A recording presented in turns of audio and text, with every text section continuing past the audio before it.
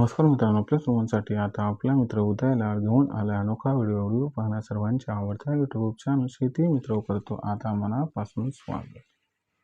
जो चांदपासून बांध्यापर्यंतचा सामान्य सोयाबीन उत्पादक कास्तकार बांधव आहे त्यांच्या मनातील सध्याचा हा सर्वात महत्त्वाचा सवाल, जो सवाल आपण सर्वांनी सध्या थंबनेलमध्ये पाहितला व जो सवाल आपण सर्वांनी सध्या टायटलमध्ये वाचलाय, ज्या सवालाच्या अनुसार आपण सर्वांनी काय 5300च्या भावावर सध्या करायला पाहिजे सोयाबीनची विक्री।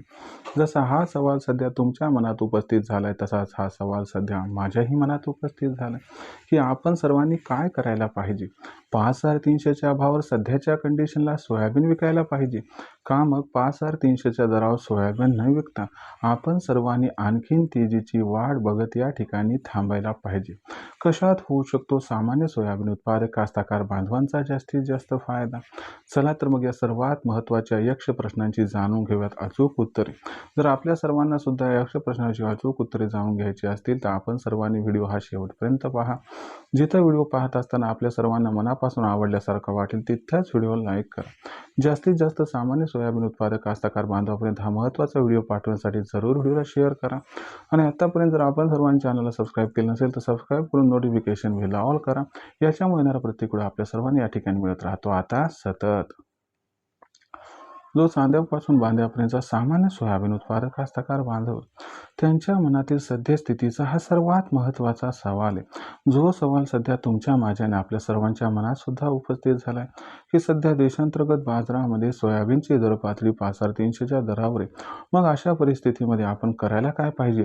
5300च्या दरावर सध्या सोयाबीन विकायला पाहिजे का मग 5300च्या दरावर सोयाबीन सध्या न विकता आणखीन तेजीची वाढ बघत या ठिकाणी थांबायला पाहिजे? कशात होऊ शकतो आपल्या सारख्या सामान्य सोयाबीन उत्पादक कास्तकार बांधवांचा जास्तीत जास्त फायदा? चला या सर्वात महत्त्वाच्या यक्ष प्रश्नाचा आता जाणून घेऊयात या ठिकाणी अचूक व सविस्तर उत्तर।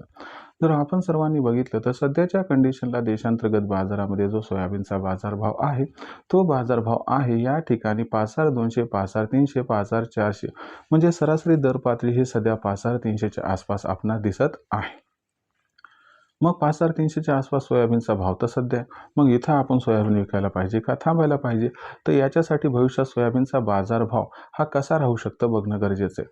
तर बघा मित्रांनो, इथून पुढचा विचार केला तर आपल्या सर्वांना माहीत आहे यंदाच्या वर्षी देशातील सोयाबीनच्या उत्पादनात प्रचंड घट आहे। एकूण उत्पादन 95 लाख टनांच्या आसपास स्थिरांवर आहे, त्याच्यापैकी जवळपास 70 लाख टन सोयाबीन मार्केटमध्ये येऊन गेले।